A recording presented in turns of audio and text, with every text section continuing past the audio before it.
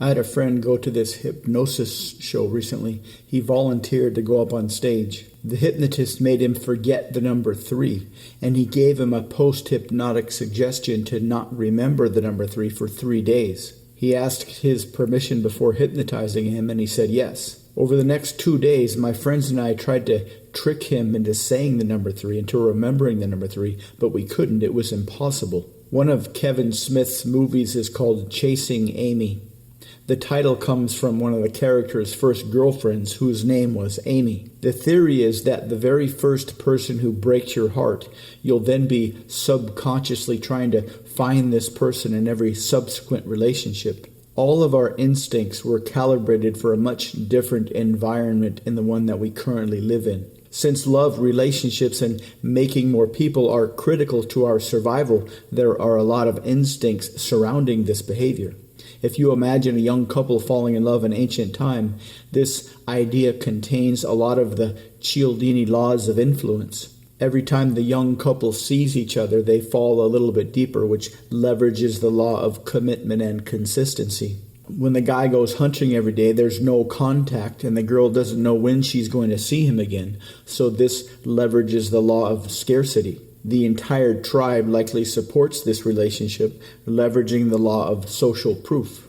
All of this is significantly enhanced when they have sex for the first time. All of this was necessary to make sure the couple stayed together long enough to raise a healthy child. Jung, a contemporary of Freud, said that we are driven by our unconscious, and if we don't make our unconscious conscious, we'll mistakenly believe that we are driven by fate. What this means is we are driven by instincts and a lot of other programs that operate outside of our conscious awareness. Neurology tells us that our conscious mind is not a chooser like we believe, but rather our conscious mind is an after-the-fact storytelling device. What Jung means is that unless we take time to understand our instincts and our other subconscious beliefs, we'll continue to do things that we don't really want to do, or we won't be able to do things that we want to do. We can see how our collection of love instincts helped to create healthy and sustainable relationships in the past, but can really mess us up in modern times. Ancient love was supposed to be a one-time, lifelong event,